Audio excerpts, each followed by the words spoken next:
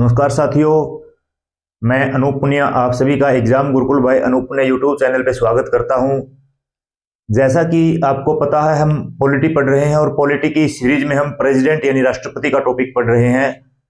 राष्ट्रपति के इस टॉपिक में हम देख रहे हैं पावर ऑफ प्रेसिडेंट यानी राष्ट्रपति के पास क्या क्या शक्तियां हैं। उसमें हम लेजिस्लेशन पावर ऑफ प्रेसिडेंट यानी राष्ट्रपति की जो विधायी शक्तियां हैं उनके बारे में देख रहे हैं।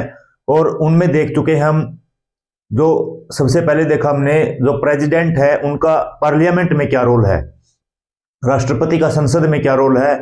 आज हम देखेंगे प्रेसिडेंट का लेजिस्लेशन में क्या रोल है, यानी विधि निर्माण में क्या रोल है। तो यानी ये भी किसका पार्ट है, ये भी पार्ट है लेजिस्लेशन पावर्स का। ठीक है, तो देखते हैं। आइए सबसे पहले देखते हैं role of president in legislation. ठीक है, लेजिस्लेटिव पावर में क्या है, रोल ऑफ प्रेसिडेंट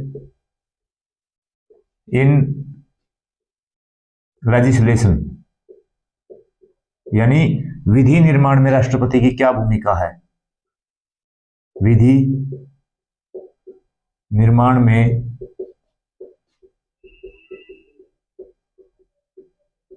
राष्ट्रपति की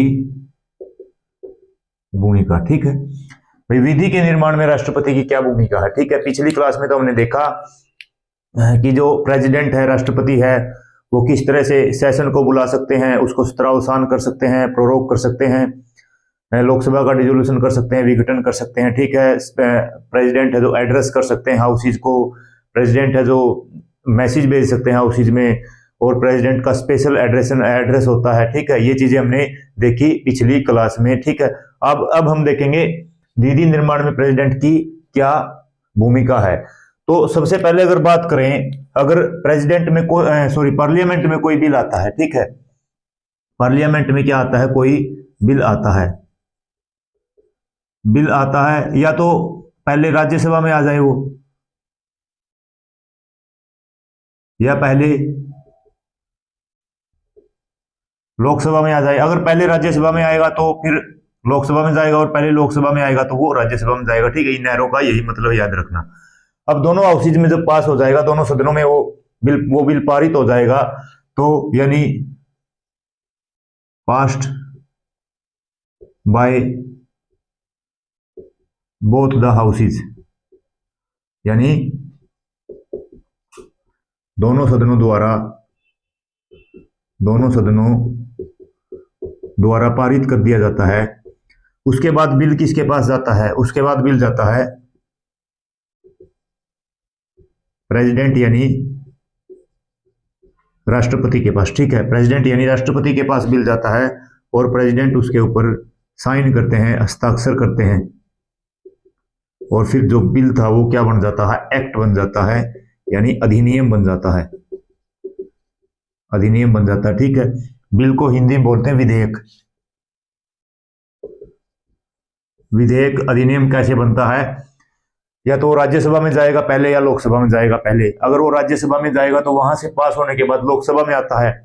अगर वो लोकसभा में जाता है तो वहां से पास होने के बाद राज्यसभा में जाता है, यानी दोनों हाउसेज में सेपरेट उसको पास कर लिया जाता है, पारित कर लिया जाता है। उसके बाद दोनों सदनों में पास होने के बाद वो प्रेसिडेंट के पास जाता है, प्रेसिडेंट के हस्ताक्षर के लिए, और प्रेसिडेंट उसके ऊपर क्या करते हैं, साइन करते हैं। उसके बाद ही क्या बनता है, वो एक्ट बनता है।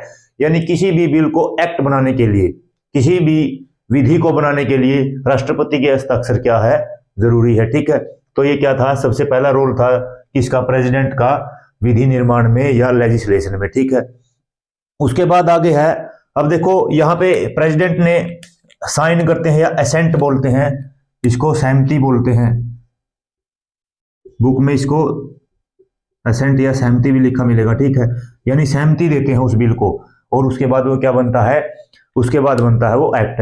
अब पावर्स रिलेटेड टू असेंट, राष्ट्रपति के पास सहमति से संबंधित क्या शक्तियां हैं वो देखते हैं, और वो किस में लिखी हुई है, आर्टिकल 111 में।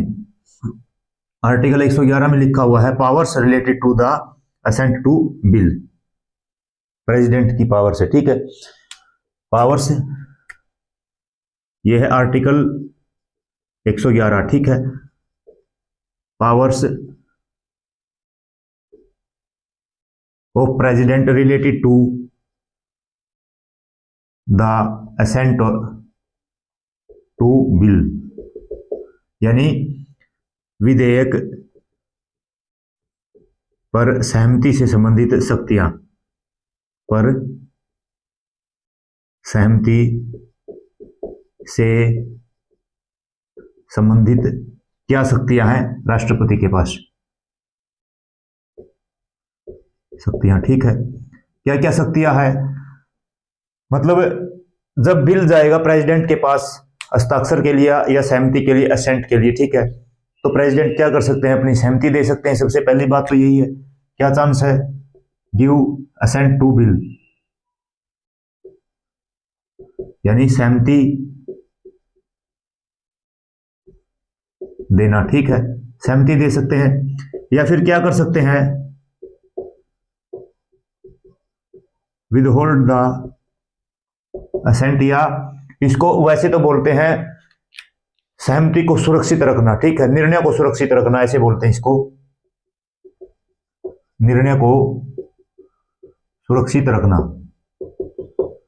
क्या निर्णय है उसको सुरक्षित रख लिया जाता है। अगर इसको सीधा बोले तो ये होता है अस्वीकार करना, ठीक है, अस्वीकार करना। पहला तो सहमति दे दी जाती है प्रेसिडेंट के द्वारा। दूसरा क्या हो सकता है, उस जो बिल आया है उसको अस्वीकार कर लिया जाए।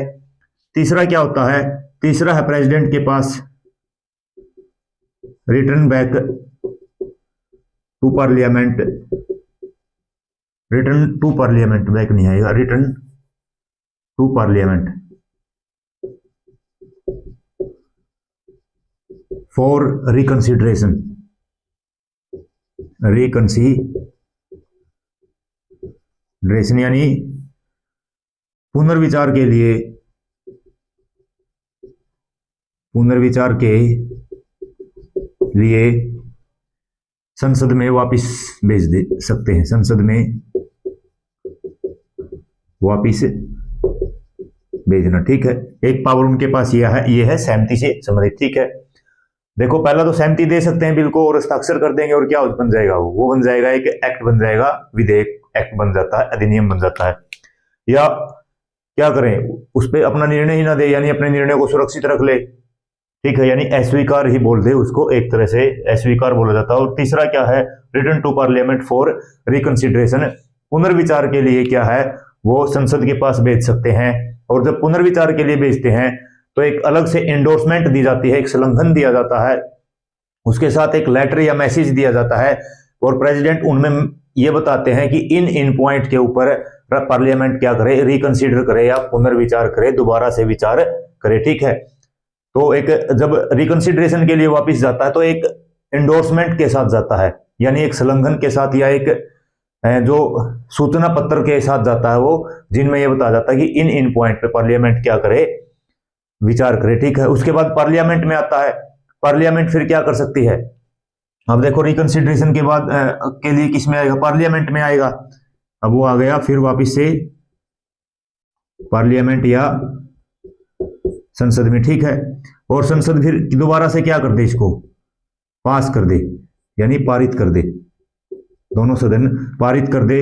पारित कैसे कैसे कर सकते हैं, या तो विद अमेंडमेंट, विद अमेंडमेंट यानी संशोधन के साथ, जो प्रेसिडेंट ने रिकमेंड किए थे, सुझाव दिए थे, उसके साथ, संशोधन के साथ, या विदाउट अमेंडमेंट यानी जो संशोधन दिया था उसके बिना, यानी पहले था वैसे का वैसा, बिना संशोधन के, बिना संशोधन के, ठीक है। तो पार्लियामेंट क्या करती है, पास करती है। पास करने के दो ही तरीके हैं, या तो जो प्रेसिडेंट ने सुझाव दिए थे उनको मान ले और संशोधन के साथ उसको पास कर दे, या क्या है उनको खारिज कर दे और बिना संशोधन के वैसे का वैसा प्रेसिडेंट के पास फिर क्या, अब पास हो गया और ऐसे, या तो संशोधन के साथ या संशोधन के बिना, फिर किसके पास जाएगा वो, फिर प्रेसिडेंट या राष्ट्रपति के पास जाएगा, ठीक है। अब अगर राष्ट्रपति के पास आया है, ठीक है, अब अगर राष्ट्रपति के पास आया है आफ्टर रिकंसिडरेशन यानी पुनर्विचार के बाद, आफ्टर रिकंसिडरेशन, ठीक है, पुनर्विचार विचार के बाद। और अगर कोई भी विधेयक विचार के बाद यानी रिकंसिडरेशन के बाद दोबारा उसके ऊपर सोच विचार करने के बाद, चाहे संशोधन के साथ चाहे बिना संशोधन के, चाहे पार्लियामेंट वैसे का वैसा बिल दोबारा भेज दे, उस दोबारा भेजने के बाद राष्ट्रपति जी उसके ऊपर अपनी सहमति के लिए बाध्य होते हैं। यानी ये कंपलसरी है कि प्रेसिडेंट को अपनी सहमति देनी होगी। ठीक है, आफ्टर रिकंसिडरेशन, कंसिडरेशन के बाद वापिस आएगा, और वापिस आएगा फिर क्या है, प्रेसिडेंट, थोड़ा नीचे लिख देता हूं, प्रेसिडेंट जो राष्ट्रपति है बाउंड टू असेंट या सहमति के लिए बाध्य है। राष्ट्रपति सहमति के लिए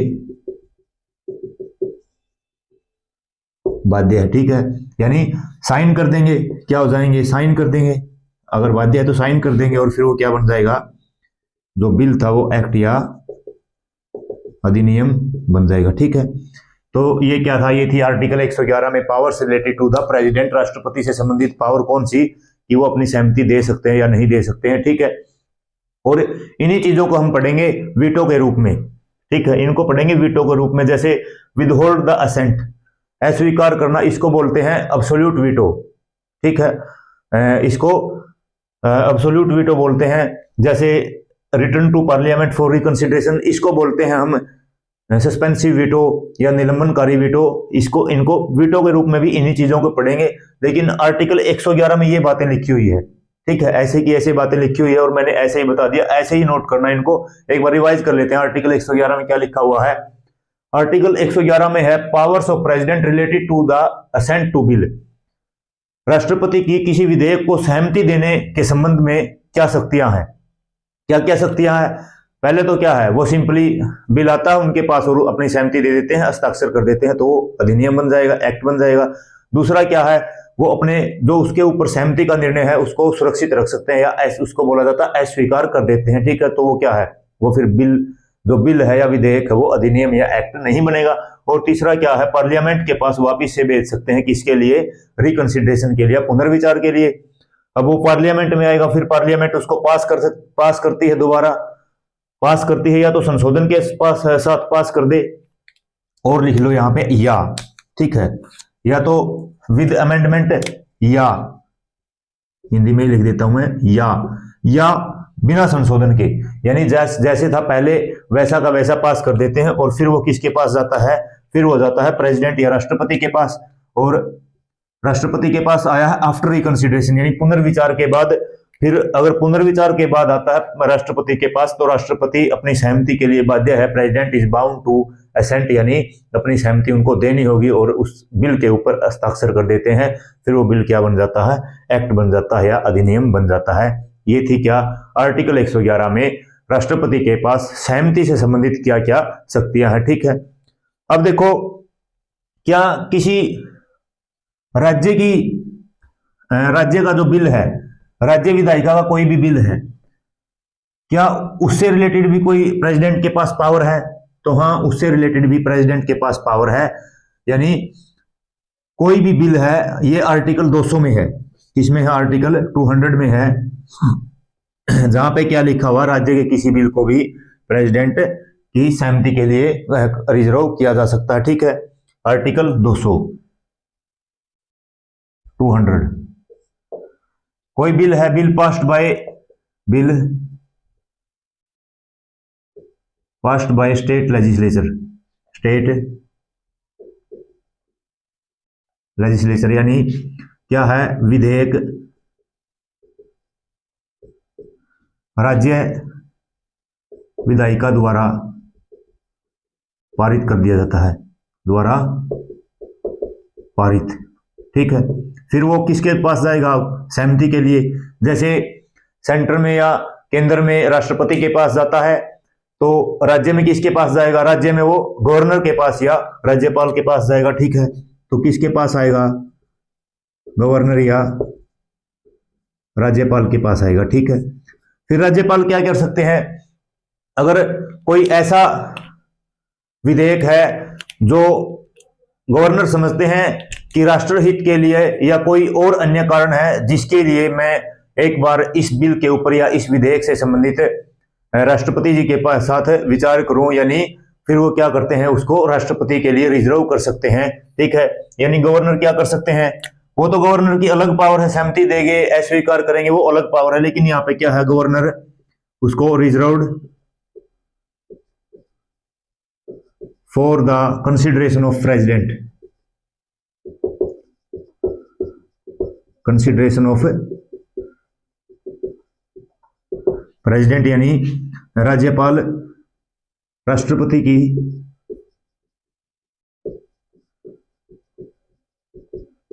सहमति के लिए आरक्षित कर सकते हैं, किसी भी बिल को आरक्षित कर सकते हैं।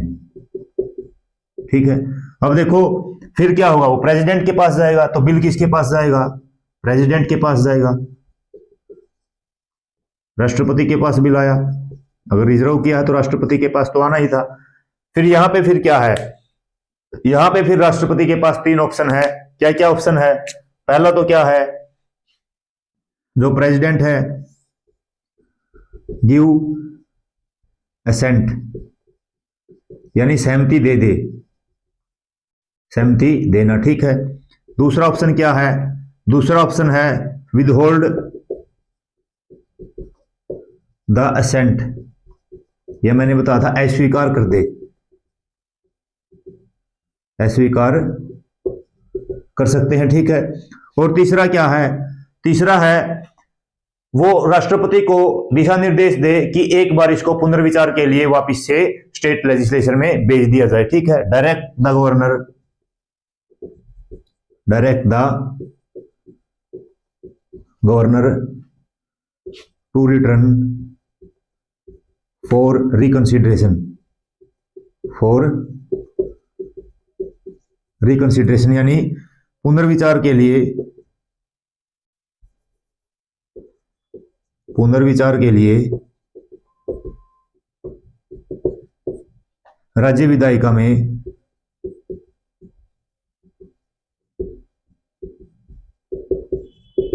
भेजने के दिशा निर्देश। ठीक है, भेजने का निर्देश दे सकते हैं, किसको,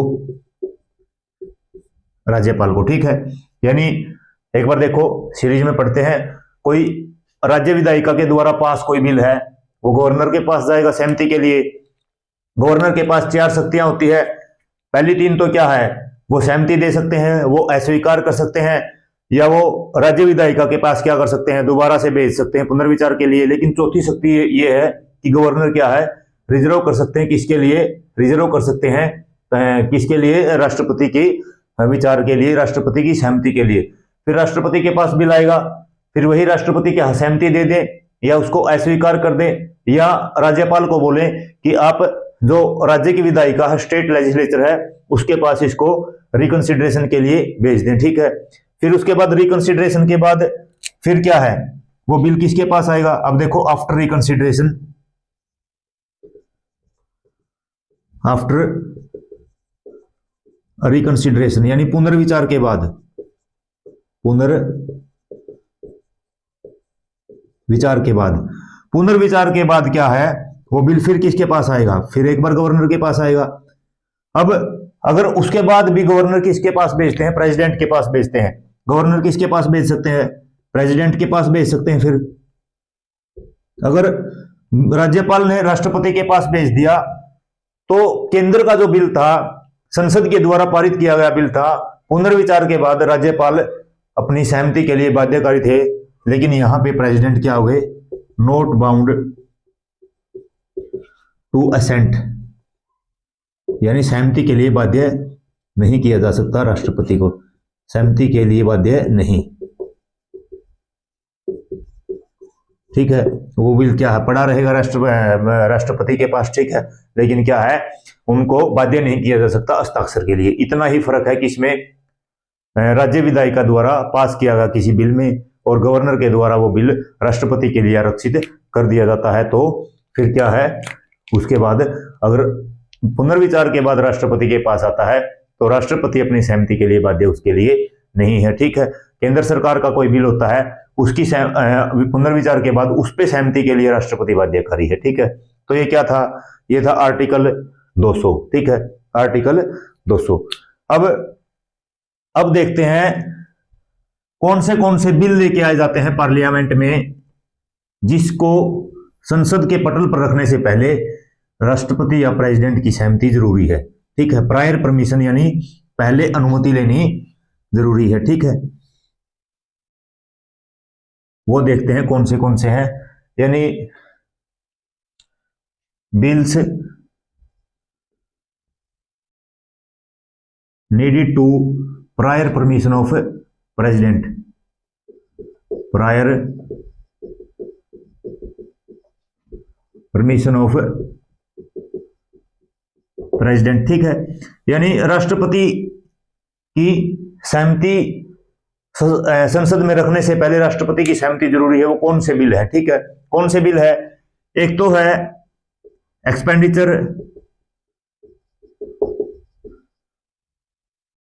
bill of expenditure from the consolidated fund of India, consolidated fund of India. ठीक है, यानी किसके बिल? भारत की संचित निधि, ये पढ़ेंगे सारे टॉपिक, संचित निधि क्या होती है। ठीक है, भारत की संचित निधि से किए जाने वाले खर्चे का विधेयक। ठीक है, यानी संसद में कोई ऐसा विधेयक लेके आ जाता है कि उसमें यह है कि भाई कंसोलिडेटेड फंड ऑफ इंडिया से हम खर्च करना चाहते हैं, तो उस बिल को लेके आने से पहले किसकी अनुमति है? राष्ट्रपति या प्रेसिडेंट की अनुमति जरूरी है, प्रायर परमिशन जरूरी है। ठीक है, दूसरा क्या है? दूसरा है bills related to, bills related to कौन से बिल? यानी एक तो अगर alteration of boundary of state, alteration of boundaries of state, यानी अगर राज्यों की, किसी भी राज्य या राज्यों की सीमा परिवर्तन से संबंधित कोई बिल लेके आ जाता है, सीमा परिवर्तन का विधेयक। ठीक है, यानी किसी राज्य की सीमा में बदलाव करना है तो क्या है, अगर एक राज्य की सीमा में बदलाव होगा तो ऑब्वियस सी बात है अन्य राज्यों के भी जो उसके साथ लगते हैं उनकी भी सीमा में बदलाव होगा। अगर उनका कोई बिल संसद में लेके आ जाता है तो उसके लिए भी प्रेसिडेंट या राष्ट्रपति की प्रायर परमिशन जरूरी है, पहले अनुमति जरूरी है। ठीक है, और क्या है? क्रिएशन ऑफ न्यू स्टेट, यानी नए राज्यों का सृजन, नए राज्य बनाने हैं, नए राज्यों का सृजन। ठीक है, नए राज्यों का सृजन करना, नए राज्य बनाने हैं। तो नए राज्य बनाने का जो विधेयक है संसद में आने से पहले प्रायर परमिशन ऑफ प्रेसिडेंट जरूरी है, यानी राष्ट्रपति की पूर्व अनुमति उसके ऊपर जरूरी है। ठीक है, ये थे क्या? ये थे वो बिल जो कि जिसको संसद के पटल पर रखने से पहले राष्ट्रपति की अनुमति जरूरी है। ठीक है, उसके बाद और क्या है? प्रेसिडेंट की और क्या पावर है, यानी विधि निर्माण में, लेजिस्लेशन में क्या रोल है प्रेसिडेंट का? और रोल है, कोई आयोग है, वो आयोग अपनी जो रिपोर्ट तैयार करते हैं वो रिपोर्ट अपनी प्रेसिडेंट या राष्ट्रपति को सौंपते हैं और फिर प्रेसिडेंट या राष्ट्रपति उस रिपोर्ट को संसद के पटल पर रखवाते हैं या रखते हैं। ठीक है, आप जैसा भी लिखना चाहो, यानी राष्ट्रपति फिर उन रिपोर्ट्स को क्या है, संसद के पटल पर रखते हैं और वहां पे फिर सेशन या सत्र में क्या उनको डिस्कशन किया जाता है, अगर उचित समझा जाए तो उनके ऊपर विधेयक भी लेके आए जाते हैं। ठीक है, अब देखो प्रेसिडेंट और क्या है, मैंने बताया अभी, president Lay's the following report of following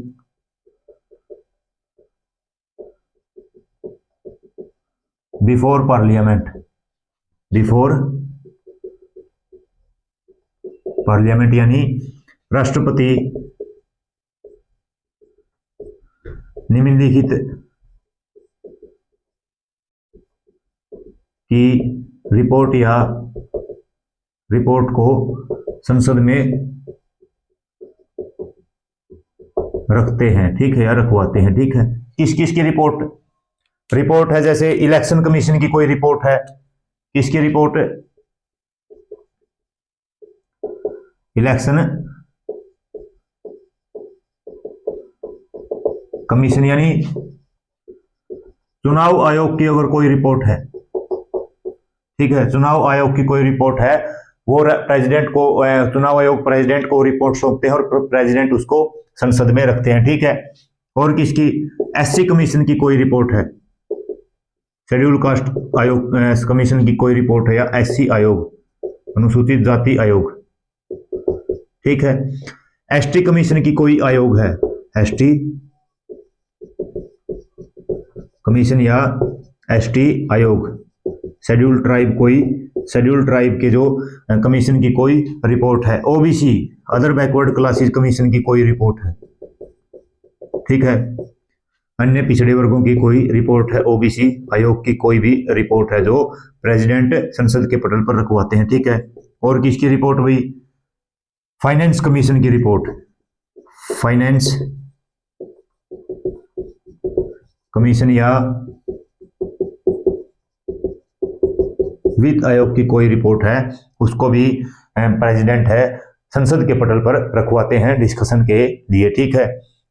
और किसकी रिपोर्ट, और यूपीएससी की कोई भी रिपोर्ट है, संघ लोक सेवा आयोग या यूनियन पब्लिक सर्विस कमीशन, संघ लोक सेवा आयोग की कोई भी रिपोर्ट है, ठीक है, संघ लोक सेवा आयोग की कोई भी रिपोर्ट है। और सीएजी की कोई भी रिपोर्ट है, कंट्रोलर एंड ऑडिटर जनरल, नियंत्रक एवं महालेखा परीक्षक की कोई भी रिपोर्ट है, वो अपनी रिपोर्ट प्रेसिडेंट को सौंपते हैं और फिर प्रेसिडेंट उस रिपोर्ट को संसद के पटल पर रखवाने का काम करते हैं। उसके ऊपर फिर डिस्कशन किया जाता है और जरूरी समझा जाए तो उससे रिलेटेड कोई विधेयक भी संसद के अंदर लेके आया जाता है, ठीक है।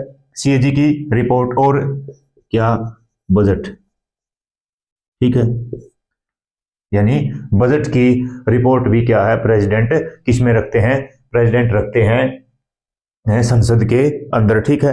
तो उम्मीद करता हूं ये आप बिल्कुल समझ गए होंगे, क्योंकि देखो इनको आयोग को के जो सदस्य हैं, चेयरमैन है और मेंबर हैं, उनका अपॉइंटमेंट कौन करते हैं, प्रेसिडेंट करते हैं। तो इसलिए क्या है, फिर वो कहीं ना कहीं प्रेसिडेंट को के प्रति उत्तरदायी है, ठीक है, रिस्पॉन्सिबल है, किसके लिए, प्रेसिडेंट के लिए, ठीक है। क्योंकि इन आयोग का गठन का एक ही मकसद होता है कि वो क्या करे, वो एससी आयोग है तो एससी से संबंधित जितने भी मामले हैं उनको देखे, एसटी आयोग है एसटी से संबंधित ऐसे, तो प्रेसिडेंट इसलिए गठन इनका करते हैं और फिर वो अपनी रिपोर्ट किसके सामने पेश करते हैं, अपनी रिपोर्ट वो पेश करते हैं प्रेसिडेंट के सामने और प्रेसिडेंट फिर उसको संसद में रखवाते हैं, ठीक है। और क्या है, और क्या पावर है, लेजिस्लेशन से संबंधित पावर प्रेसिडेंट की, अगर लोकसभा में मान लो स्पीकर नहीं है, जो स्पीकर का अध्यक्ष का जो पद है वो खाली है, तो फिर कौन आएगा, उपाध्यक्ष आएगा, स्पीकर की कुर्सी के ऊपर बैठ के जो हाउस का जो डेकोरम है उसको मेंटेन करने का काम करेंगे। लेकिन मान लो उपाध्यक्ष भी न हो, यानी क्या, चेयरमैन स्पीकर यानी अध्यक्ष और डिप्टी स्पीकर उपाध्यक्ष, ठीक है। मान लो स्पीकर की पोस्ट खाली है तो डिप्टी स्पीकर फिर स्पीकर की पोस्ट पे काम करते हैं, लेकिन ऐसा भी तो हो सकता है उस टाइम पे डिप्टी स्पीकर की भी पोस्ट खाली हो, यानी बोथ पोस्ट क्या है इन लोकसभा में, क्योंकि आपको पता है स्पीकर और डिप्टी स्पीकर लोकसभा में होते हैं। अगर ये क्या है, वोकेंट है, दोनों ही क्या है, वोकेंट है, तो प्रेसिडेंट क्या है, किसी भी व्यक्ति को अपॉइंट कर सकते हैं, प्रेसिडेंट किसी भी मेंबर को सदन के, president can appoint any member, यानी राष्ट्रपति किसी भी सदस्य को, सदन के किसी भी सदस्य को स्पीकर के लिए क्या कर सकते हैं, फिर वो नियुक्त कर सकते हैं, यानी राष्ट्रपति किसी भी सदस्य को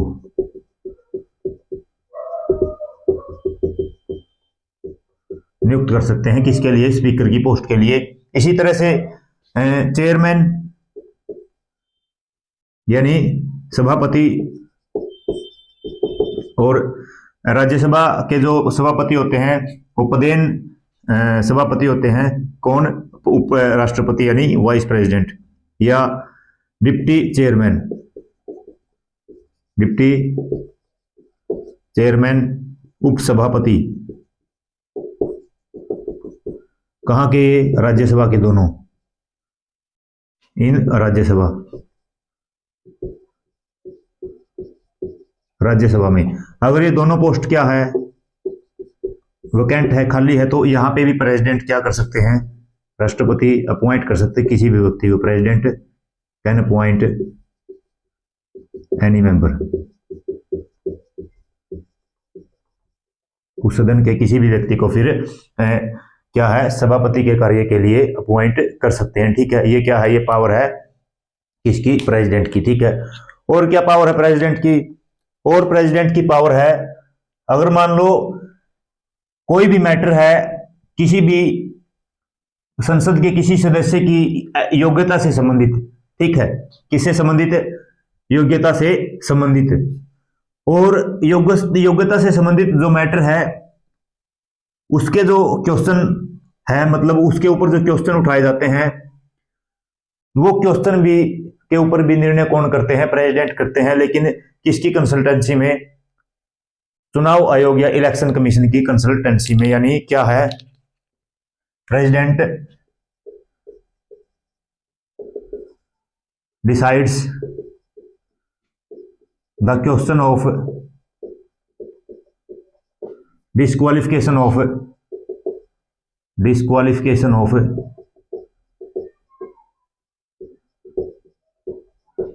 member of parliament, member of parliament.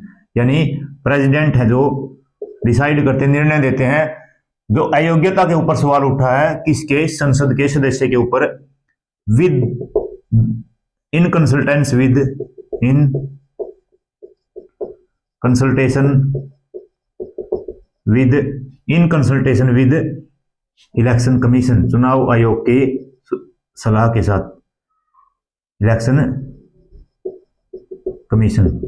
ठीक है, यानी राष्ट्रपति